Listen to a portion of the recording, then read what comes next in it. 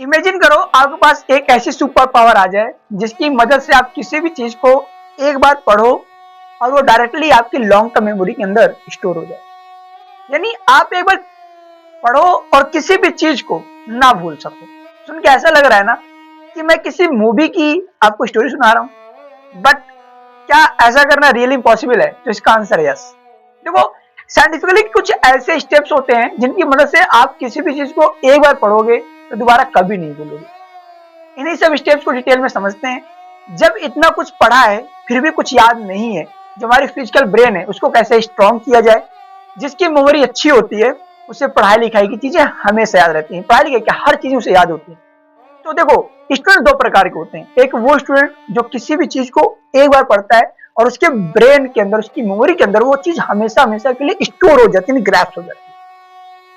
जबकि एक और स्टूडेंट होता है, स्टूडेंट नंबर 2, जो कि चीजों को बार बार पढ़ता है, 2-3 बार रिवीजन भी करते हैं, बट उसके बाद भी ये किसी भी चीज को याद नहीं कर पाते। अब इन दोनों स्टूडेंट के अंदर फर्क क्या होता है? फर्क है कुछ हैबिट्स का। यानी जो स्टूडेंट 1 है ये कुछ ऐसी हैबिट को फॉलो कर रहा है बचपन से, जिसकी मदद से इसकी मेमोरी पावर, इसकी ब्रेन पावर बहुत ज्यादा स्ट्रांग हो चुकी है। और वो सारी हैबिट्स जो स्टूडेंट नंबर 2 है वो फॉलो नहीं कर रहा है। अगर ये स्टूडेंट 2 यानी नंबर 2 इन मेथड्स को, इन चीजों को फॉलो कर लेता है ना, तो ये भी स्टूडेंट 1 की तरह ब्रेन स्ट्रांग कर लेगा, इसकी मेमोरी पावर स्ट्रांग हो जाएगी। तो सबसे पहले तो आप मुझे कमेंट करके ये बताओ कि क्या आप स्टूडेंट 1 में हो या 2 में हो। फटाफट करके मुझे कमेंट करके बताओ। अब इस वीडियो को बनाने से पहले मैंने बहुत सारी रिसर्च करी है, मैंने बहुत सारी ब्रेन रिलेटेड बुक्स पढ़ी हैं और मैंने ब्रेन की थ्योरी को समझने की कोशिश करी, और उससे मुझे ये पता चला कि मनुष्य का ब्रेन काम कैसे करता है। जब भी आप किसी चीज को पढ़ते हो ना, तो सबसे पहले वो चीज जाती है हमारी शॉर्ट टर्म मेमोरी के अंदर। ये मेमोरी ऐसी होती है जो कि अगले दिन ही खत्म हो जाती है। मतलब आज जो पढ़े अगले दिन भूल जाओगे। यानी आप किसी भी चीज को पढ़ोगे ना तो उसका 80% और 90% अगले दिन भूल चुके होंगे, सिर्फ बचता है 10%, क्योंकि ये सारी इंफॉर्मेशन हमारी शॉर्ट टर्म मेमोरी के अंदर स्टोर होती है। अगर आप उसी चीज को 2-3 बार पढ़ते हो तो वो जो प्रोसेस है शॉर्ट टर्म मेमोरी को, वो डायरेक्टली ले जाता है लॉन्ग टर्म मेमोरी के अंदर। यानी आपकी सारी इंफॉर्मेशन अब लॉन्ग टर्म मेमोरी के अंदर स्टोर हो जाती है। और ये जो लॉन्ग टर्म मेमोरी है ना, ये थोड़ी अलग होती है, क्योंकि ये मेमोरी आप जब मन में चाहो तब आप इस मेमोरी को रिकॉल कर सकते हो, यानी याद कर सकते हो। अब ये जो प्रोसेस है ना, शॉर्ट टर्म मेमोरी से लॉन्ग टर्म मेमोरी के अंदर इंफॉर्मेशन को ले जाने वाला, ये प्रोसेस बहुत ज्यादा कॉम्प्लिकेटेड है, मतलब बहुत ज्यादा एडवांस है। बट साइंस ऐसा बोलती है कि 5 सिंपल स्टेप्स यानी 5 हैबिट्स को फॉलो करोगे तो आपके जो प्रोसेस है शॉर्ट टर्म मेमोरी से लॉन्ग टर्म मेमोरी के अंदर इंफॉर्मेशन को ले जाने वाला, वो बहुत ही सिंपल हो जाएगा। यानी आप कुछ भी पढ़ोगे तो आप कभी नहीं भूलोगे। तो क्या है वो 5 स्टेप्स, एक एक करके बताता हूं, डिटेल में ध्यान समझना। तो सबसे पहले हम बात करते हैं स्टेप 1 की।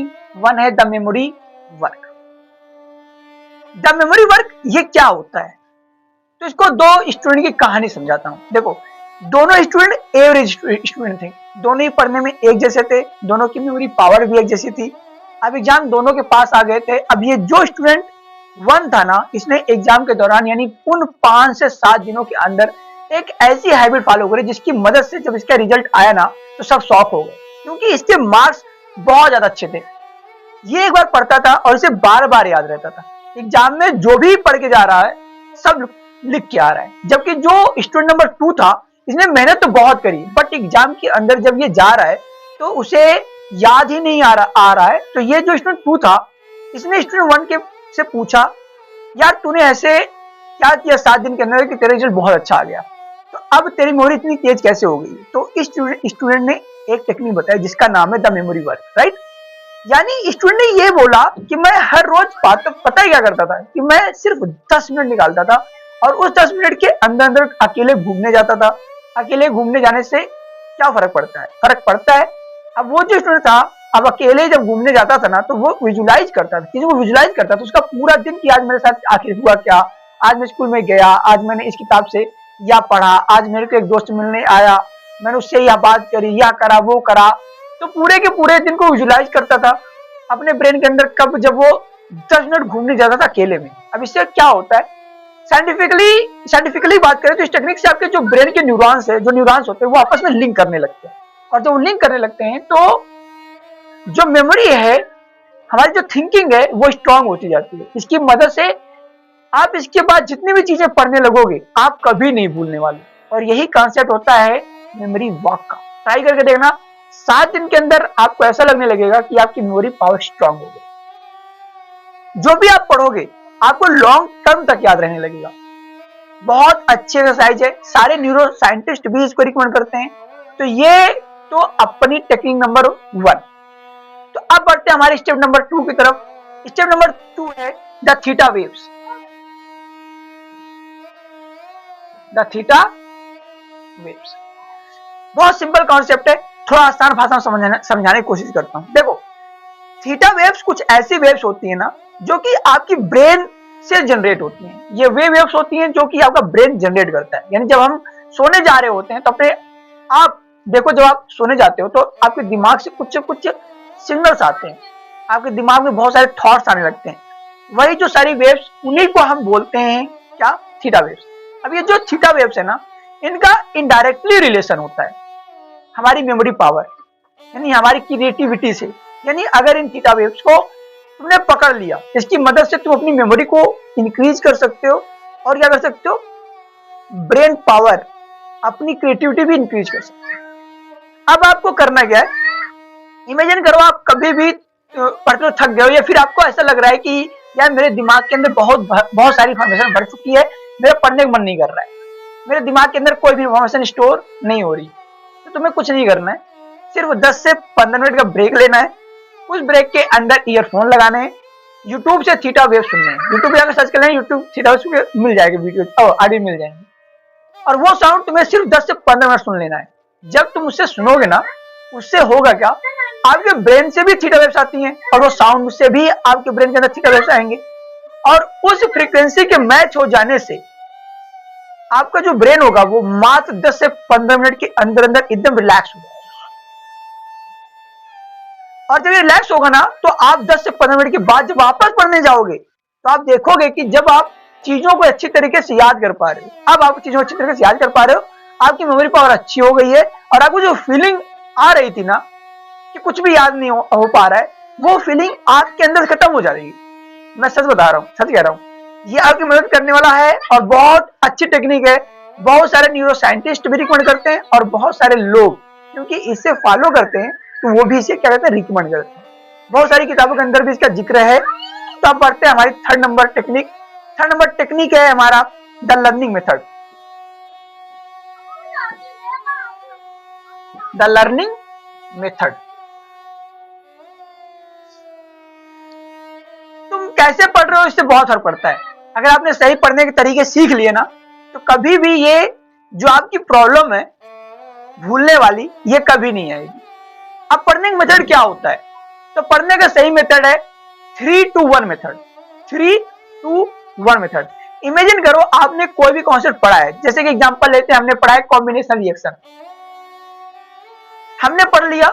इस कॉन्सेप्ट को अब आपको स्ट्रेटजी को फॉलो करना है, जो कि 3-to-1 यानी 3 चीजों जो कि आपको इस कॉन्सेप्ट से सीखने को मिली है। अब कॉम्बिनेशन रिएक्शन क्या होती है उस पर आपको सोचना है, 3 पॉइंटर, बस सोचना है, लिखना नहीं है। आपको 3 चीजें क्या सीखने को मिली हैं, पहले वो सोचो। फिर 2 यानी क्या होता है, आप उसके बाद 2 एग्जांपल दो, यानी कॉम्बिनेशन रिएक्शन के आप 2 एग्जांपल दे दो। और 1 यानी आखिरी वाला 1 यानी एक क्वेश्चन फ्रेम करो, खुद से एक क्वेश्चन बनाओ उस कॉम्बिनेशन रिएक्शन का। इससे क्या होता है, आप जब भी किसी कॉन्सेप्ट को पढ़ लेते हो, आपको उस कॉन्सेप्ट को पढ़ने के बाद इस 3-to-1 स्ट्रेटजी को यूज करना है।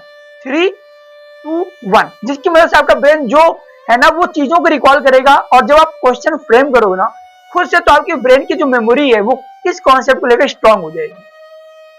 वो जो क्वेश्चन फ्रेमिंग है ना, ये बहुत ज्यादा इंपॉर्टेंट होती है। इसका मैं आपको एक और साइंटिफिक एग्जांपल देता हूं।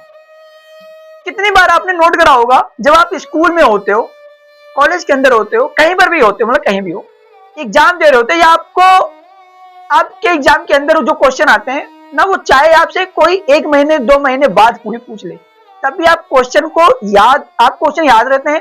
क्योंकि जब हम एक क्वेश्चन को एग्जाम में देखते हैं, उस समय हम पर स्ट्रेस में स्ट्रेस होता है, और स्ट्रेस में क्या होता है, हमारा एक हार्मोन होता है जिसे हम एड्रेनलिन हार्मोन कहते हैं, वो रिलीज होता है। और वो एड्रेनलिन हार्मोन हमारी जो ब्रेन पावर है, वो हमारी थिंकिंग स्किल्स है, उसको फास्ट कर देता है। हमारी पूरी बॉडी जो होती है उसका ब्लड सर्कुलेशन फास्ट हो जाता है, जिस वजह से एग्जाम के दौरान जो क्वेश्चन आप वहां पर देख कर आते हैं वो हमेशा आपकी ब्रेन की मेमोरी के अंदर स्टोर हो जाता है। सच बताना, ऐसा होता ही नहीं होता है। अब यही टेक्निक आपको अपनी पढ़ाई में यूज करना है। जो आप पढ़ाई पढ़ रहे होते हो ना, तो वो कभी कभी यार खुद से क्वेश्चन पूछ लो, एक टॉपिक को अपने आप पढ़ना। आप खुद से अचानक से एक क्वेश्चन पूछो, जब भी आप एक अचानक से क्वेश्चन पूछोगे, ताकि बॉडी जो वो स्ट्रेस लेवल में आ जाएगी, और जैसे ही आपकी बॉडी स्ट्रेस में आएगी, पैनिक में आएगी, एड्रेनलिन हार्मोन रिलीज होगा, जिसकी मदद से आप किसी भी चीज को उस समय पर पढ़ोगे वो आपकी मेमोरी के अंदर डायरेक्टली स्टोर हो जाएगा। तो जो एड्रेनलिन वाला सॉल्यूशन है ना, बहुत अच्छा होता है, आप भी फॉलो करके देखना। बस आपको लर्निंग स्किल्स के अंदर इसी स्ट्रेटजी को फॉलो करना है। अब बढ़ते हैं हमारे फोर्थ स्टेप की ओर, और फोर्थ स्टेप हमारा क्या कहता है, इसको ध्यान सुनना। The brain food. The brain food brain को शार्प बना सकता है। सच में द ब्रेन फूड मेथड से आप ब्रेन को शार्प बना सकते हो। अच्छा एक बात सुनो, तुमने बचपन से सुना होगा, तुम्हारी मम्मी पापा बोलते होंगे बादाम खाया करो एग्जाम में जाने से पहले। तो क्या सच में बादाम कुछ काम करता है? तो इसका आंसर है यानी कि ब्रेन फूड वही है। बादाम हो गया या फिर आपकी डार्क चॉकलेट्स हो गई, ये आपकी ब्रेन की मेमोरी को इंक्रीज करता है। अब सोचो आखिर ये काम कैसे करता है। तो इसके ऊपर बहुत सारी साइंटिफिक रिसर्च हुई है, और ये पता चला ये जो आपके नट्स होते हैं इनके अंदर होता है विटामिन ई और विटामिन बी। जो विटामिन ई होता है ना, ये बहुत मदद करता है आपकी बॉडी के साथ साथ इसके अंदर कुछ एंटीऑक्सीडेंट होते हैं जो कि आपके ब्लड सर्कुलेशन के फ्लो को इंक्रीज करता है, आपके न्यूरोट्रांसमीटर को एक्टिव करते हैं। मुझे पता है बहुत भारी बातें हैं, समझ कम आ रही होंगी, आसान भाषा में समझाता हूँ। जो कि आपको मेमोरी होती है ना, आपके ब्रेन तक वो न्यूरॉन की मदद से पहुंचती है, और इनके बीच को जो लिंक करता है, इंफॉर्मेशन को जो लिंक करता है, उसको अपन बोलते हैं न्यूरोट्रांसमीटर। ठीक है, यानी इन चीजों को खाने से आपके जो न्यूरोट्रांसमीटर होते हैं वो जल्दी जल्दी काम करने लगते हैं। अब सोचो अगर वो जल्दी जल्दी काम करेंगे तो ऑब्वियस सी बात है ना कि आपकी जो ब्रेन की फंक्शनिंग है, आपकी जो मेमोरी की फंक्शनिंग है, वो भी तेज हो जाएगी। यानी आपको अपने ब्रेन फूड्स खाने, जब भी आपके एग्जाम है, इसे सच में बहुत मदद मिलेगी। मैं कहता हूँ हमेशा खाया करो।